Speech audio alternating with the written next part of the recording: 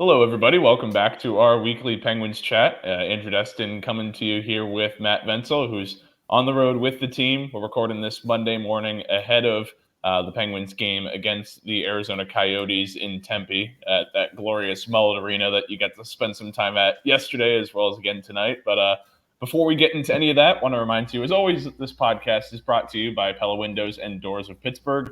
There's no better place to get new windows and doors installed in your home than Pella, who can help you save on energy costs year-round. Schedule a free in-home consultation with your local Pella Windows and Doors to find the right product for your home and budget. Give them a call at 866-593-1560 to discuss your project further. Again, that's 866-593-1560 to get started planning on your new windows and doors installation with Pella Windows and Doors of Pittsburgh.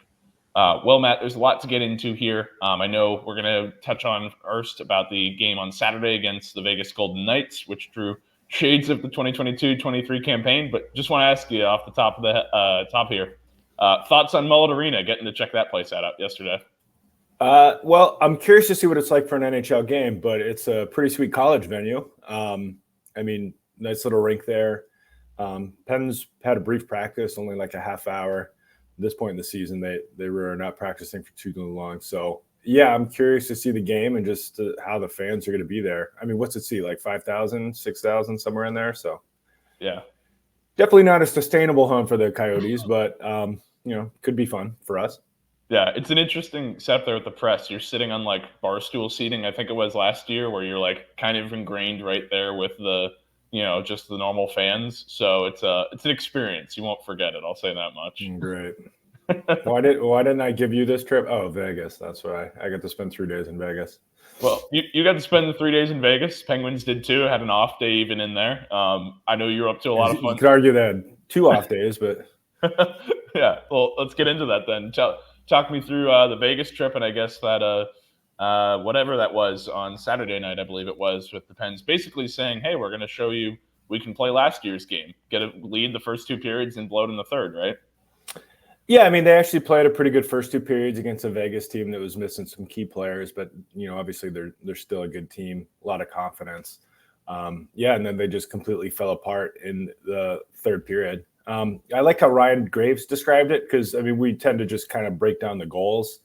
And, he was basically saying, like, you can't, like, he was talking about how they completely lost track of their game, and it might not show up in the goals themselves, but more so just the fact that they were completely under siege, under duress the entire period. I mean, the numbers from Sport Logic said it was like overwhelming in terms of chances, turnover chances, zone time, things like that for Vegas. And, a couple of goals themselves were kind of weird goals or soft goals. Like the winning goal was shot from the Bellagio, and it caught past Tristan Jarry's blocker. So kind of a weird game in that regard where they were good. And then in the third period, they just, they didn't have it. They ran out of gas, and Vegas overtook them.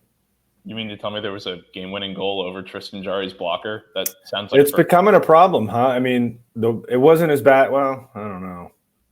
The one against Carolina was pretty bad in overtime, which is, he played so well to get to that point, and then to allow, a goal that, metrics say had a 1 in 25 chance of going in. So, that's been a problem for him really over the last month, his blocker. Yeah. Certainly off the rush, it's like, I don't know, he's just not finding his net, I guess.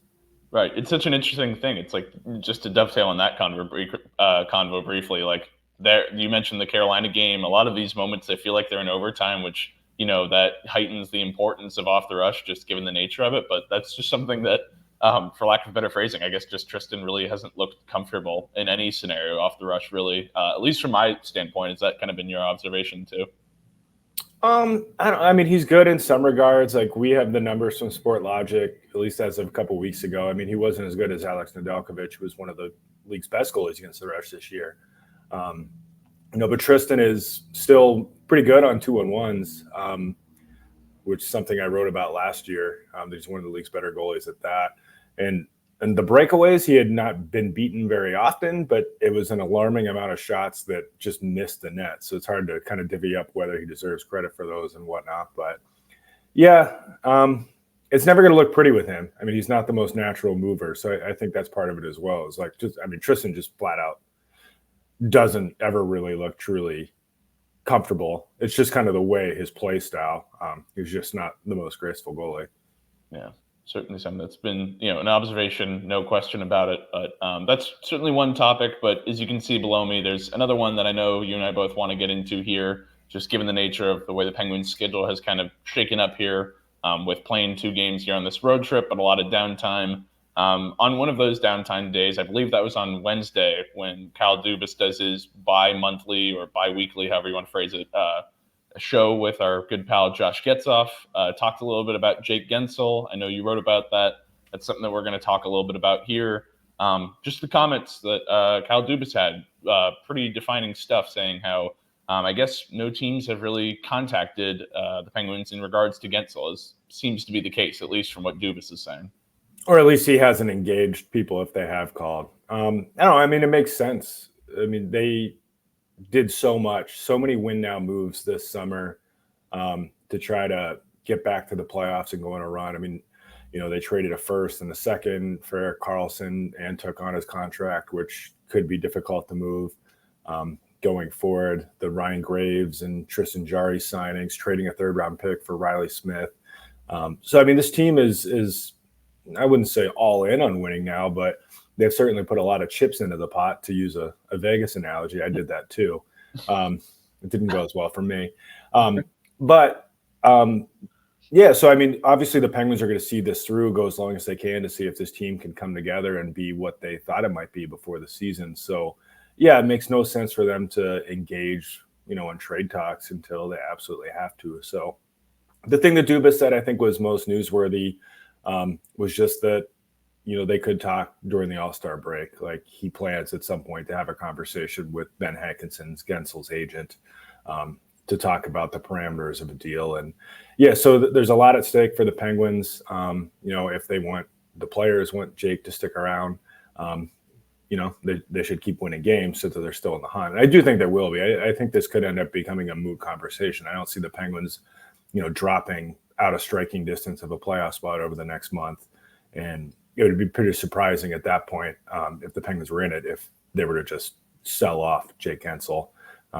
Maybe there's like a hockey trade they could do, is a different story. If they said, okay, like, we're going to trade Jake for, 1 or 2 different players with term that we think could fortify the core and make us a different but still good team. But selling him for a pick or a prospect, I think that would be very surprising. And it would also be, a complete admission that, an acknowledgement that Dubas miscalculated last summer with all his moves by making all these win now moves. If he turned around and said, okay, time to rebuild 6 months later. Right. And just with all those moves, like you mentioned, I mean, it was no secret, right? When Ron Hextall and Brian Burke were running the show here, when FSG first brought them aboard, right, there was kind of that 2 timelines approach, however you want to describe it, of they want to build toward the future, but also remain competitive in the present. It seems like the current direction under Dubas, certainly he's said similar things, but there's been much more of an emphasis, I'd like to think, on that present. With Jake in mind, just given some of those things you're mentioning about, what it would take, whether it would be an admission of kind of defeat regarding this season. Is there any scenario, and I guess we'll get into various trade options here and what the Penguins' options are, but is there any scenario you envision where, you mentioned a pick and a prospect, but is there any chance where it's a pick and 2 prospects or 2 picks and a prospect? What would it take in that kind of a trade, do you think, for it to be too much for the Penguins to turn down, or is that just not an option entirely, you think? I mean, there's just so much at stake for this team. If you signal that you're going into a rebuild, what does that say to Sidney Crosby? I mean, Sidney Crosby at 36 is still a top 10 player in the league. He's playing outstanding.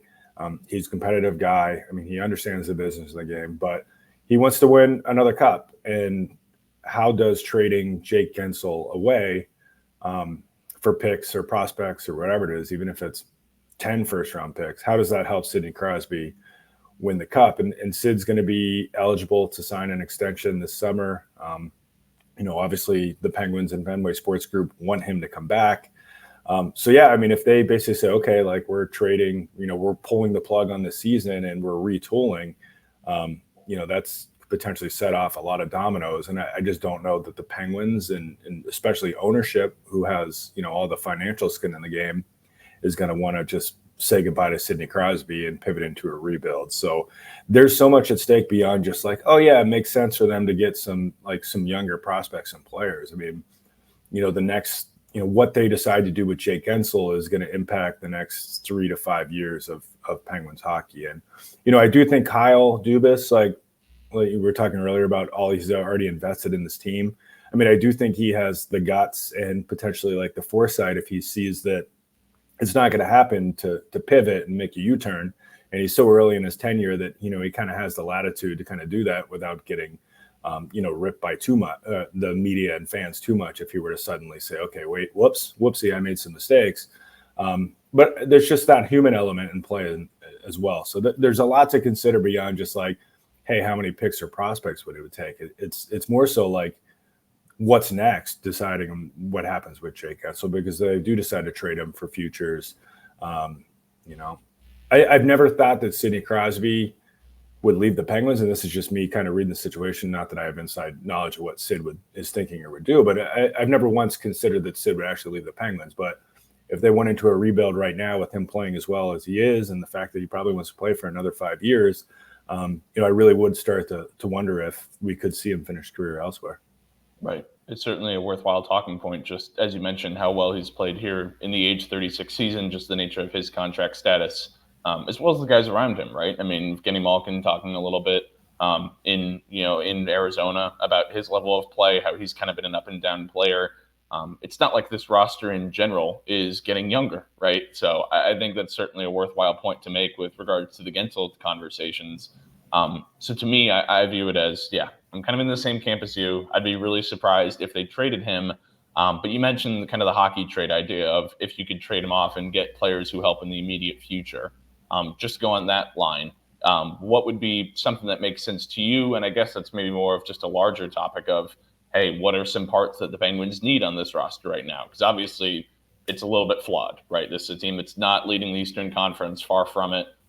If they were to make a trade, for instance, that involves Jake, and they're getting guys back who help this team in the immediate future right now, what would that kind of a trade theoretically look like? Or who would be some players you'd look to?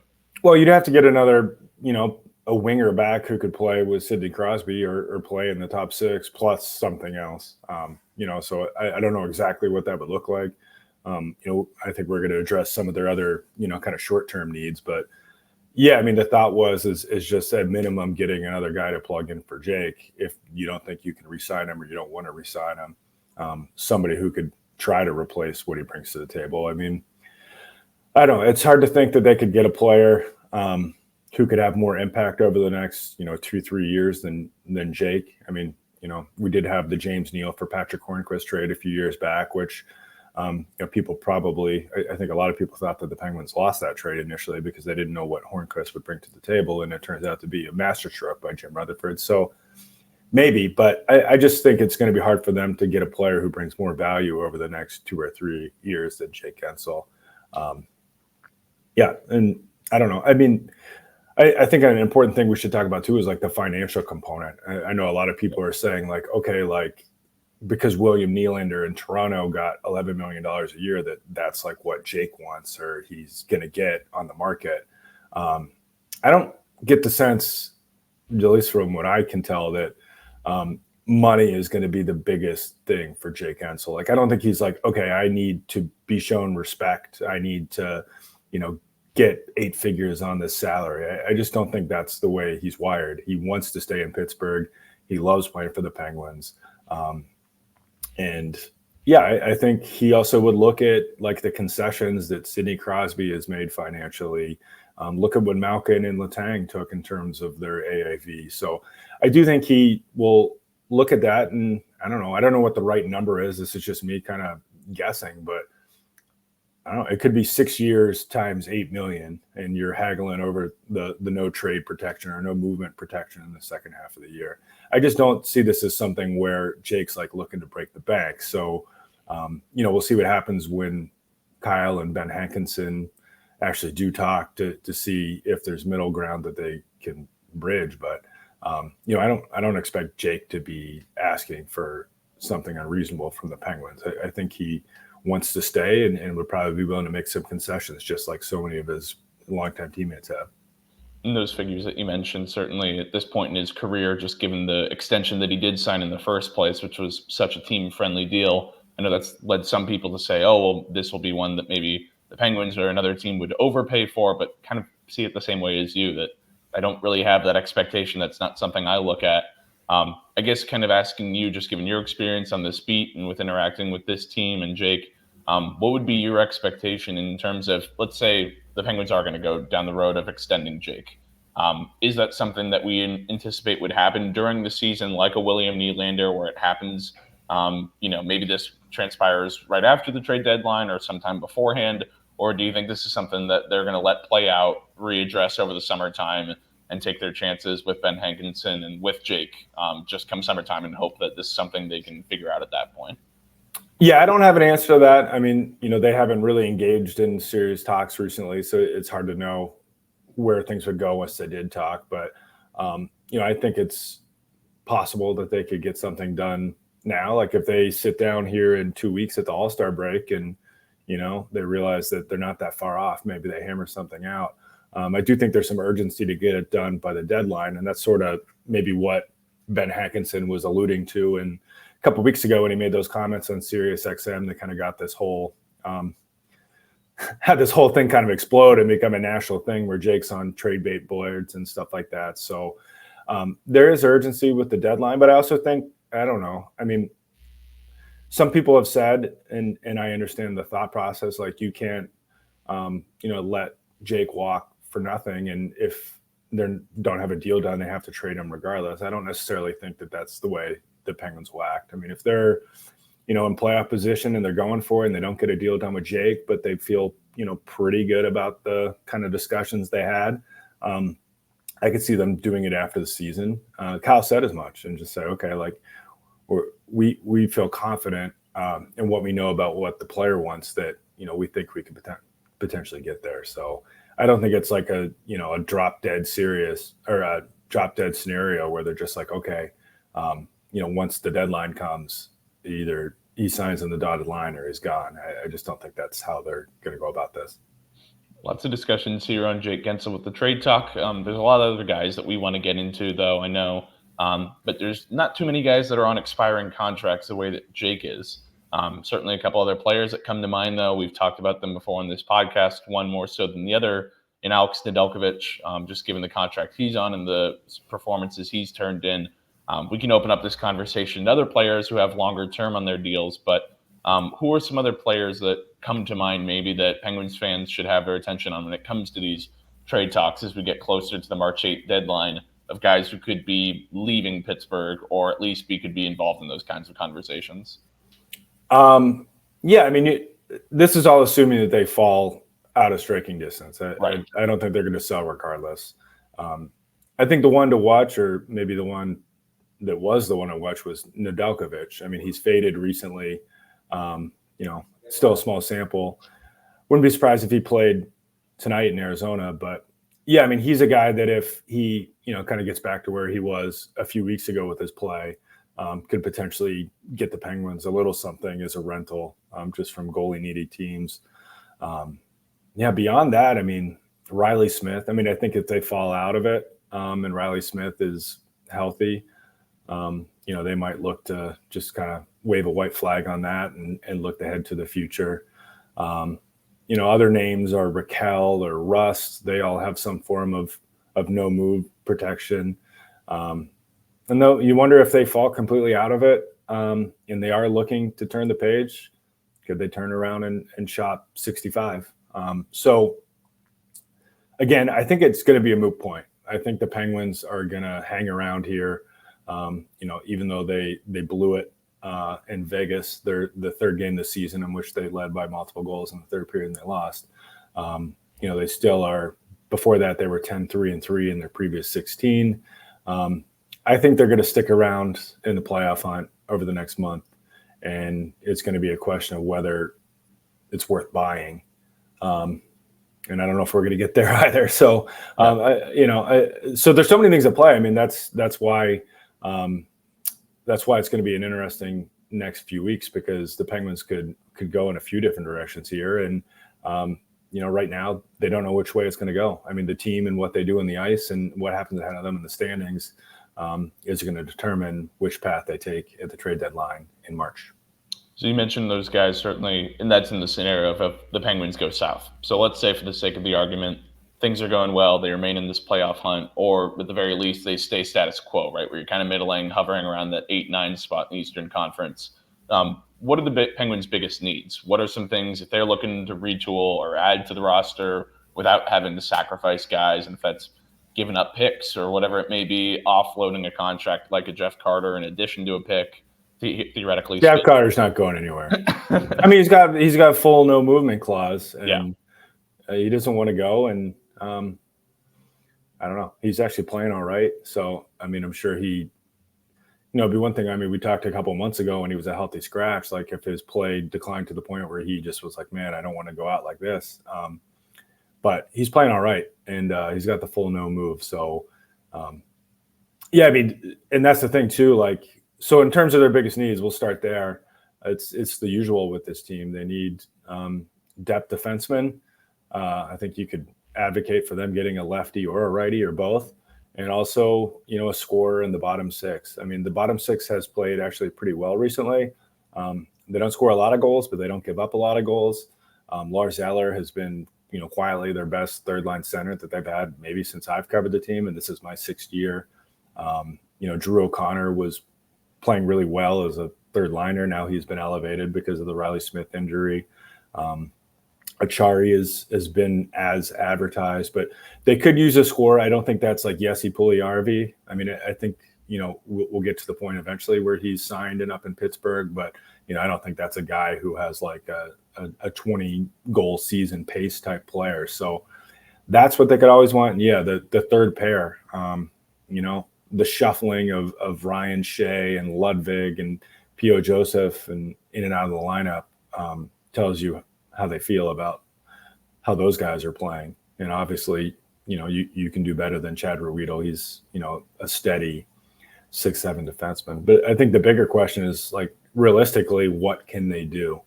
Unless they get rid of one of these big contracts. They don't have a lot of cap space. They don't have a lot of future assets, and they don't really have any, quote unquote, like matching salaries to send out to get a player. I mean, Carter would be the one, in terms of a $3+ million contract that they could actually do something with. But, as I said, he's not going to approve a trade somewhere else. So, it's going to be difficult. Like if they do want to buy, I just don't know how much ability they're going to have to actually do something significant because they're so tight up against the cap.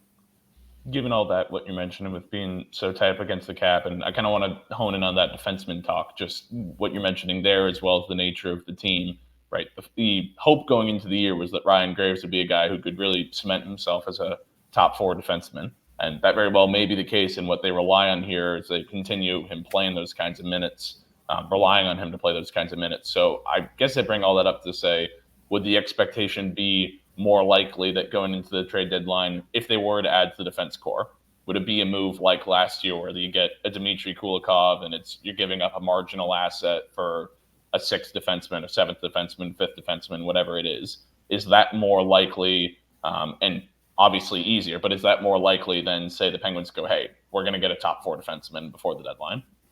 How can they get a top 4 defenseman? They don't have the cap space. I mean, no, we're talking about just getting a player or maybe 2 that can hopefully give a little bit better results on the third pair. On the right side, you have Letang and Carlson playing so much that doesn't feel like a big need. But if one of them gets hurt, suddenly you got a big problem on the right side. I don't see them looking for like big fish. I don't think they can reel in a big fish unless they trade one of their current big fish. It's more so, like last year with Kulikov, like let's give up a 4th round pick or whatever to try to, upgrade on our third pair. Yeah. So in summary, this is going to be a super exciting deadline. They're going to get the biggest names in hockey, and this team's winning the cup. That's basically the takeaway, right? Well, as we just said, it could go a lot of different directions. We have a really busy trade deadline here based on how things play out. You know, and I don't know. I mean, you don't see a lot of the quote unquote hockey trades at the trade deadline or in season. You know, usually see the player for player trades in the off season. But I mean, that's like kind of like the one thing here that you wonder about that might come out of nowhere, where they say, okay, like we're going to trade, I don't know, just hypothetically, like Rickard Rakell. You know, we're going to trade this guy who makes $5-6 million a year for, you know, a forward and a defenseman, like something like that. Or just swap a guy out for a similarly priced player who just brings the different elements to the table. I mean, that's kind of the X factor where maybe something like that happens, but you just don't see it very often in season. Those are usually off-season type moves. Right. It's really, I mean, these next 2 weeks, and Dubas said as much a while back about how important right at that All-Star break things would be. Certainly a lot of things to monitor that we're going to keep tabs on, just in terms of the direction of the team, contract talks with Guentzel. These next 2 weeks, I mean, not to use an old adage, but the team's going to kind of show us what they are, it feels like, these next few weeks, determining the course of the Penguins. Certainly a lot that we discussed there.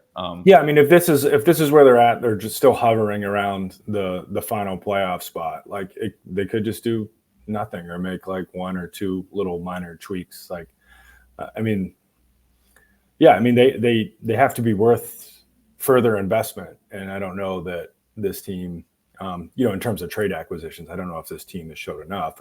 Them keeping Jake or not is a different story. Yeah. Well, we'll be keeping tabs on all of that, but I think it's time for us to segue as we wrap this podcast up to our usual ending, which of course is our stick taps. You want to lead us off here, Matt, or how do you want to play it here? You go first. Gotcha. I'll lead it off and just say we're going to keep up with the Jake Guentzel talk and say that this is a guy who's had another 20-goal season, just given what we're talking about, all the noise on the outside, as we've mentioned on this podcast before, the injury. There is just a lot going on with his season, and he's stayed steady. A guy who was one of the few players that earned an A with your report card, of course, last week with the midseason grades. Just can't say enough about the season that Guentzel has put together. So stick taps to him on hitting the 20-goal plateau with the score against Vegas. That's a worthy one. Mine's going to go to Chris Letang. I wrote about him for today's newspaper. If we had a newspaper, the fake newspaper, we have a website as well. Stories on there. But yeah, I mean, Chris Letang has bounced back from a nightmare season last year. And he's back playing more like the guy we saw the previous 2 seasons where he finished top 10 in Norris Trophy voting. You know, Mike Sullivan had an interesting comment just because he's so calculated in the media, but, you know, there's a lot of kind of debate about on the social medias about, you know, Carlson or Letang. I know Carlson's a media darling, and, you know, fans kind of pick on Letang, but Sullivan came right out and said, you know, Chris has been our best defenseman. So I thought that was interesting to hear him kind of give Chris that endorsement, because Mike's usually pretty calculated with that. But I would agree with them. I mean, Carlson's been good, not great. Pettersson's been a great story, but Chris has been really good. Big help for the PK. His numbers at 5-on-5 are better. He has basically the same amount of points as Carlson, despite playing like 3 minutes less per game of power play time. So, yeah, it's a great story. Not surprised that he bounced back the way he did. I mean, this guy always gets up off the mat. That's who he is. That's why he won the Masterton. But still, you never know. You never know after a rough season if the guy's going to be able to come back. But, you know, sure enough, he did. And, you know, you could argue he's been one of the Penguins' top 3-4 players this year. I can't believe he didn't give you credit for being the reason he's had such a good season. I mean, you worked out with him. That's a natural connection, though. He didn't agree. He laughed, but no. He said that me visiting him to work out in Montreal with him was not why he had the bounce back season, just in case anyone was wondering. I'm still going to stick to it. That's my story, but whatever. Chris can have his, but either way, yeah, give that story from Matt a check, or check it out on post-gazette.com, as well as all the rest of our Penguins content. Appreciate you guys tuning in for our podcast. As always, keep up with our Penguins weekly coverage there on the website, and we'll catch you guys again next week.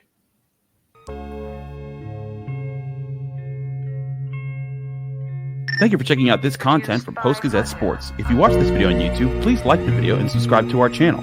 For all of the sports coverage the Post-Gazette has to offer, visit post-gazette.com.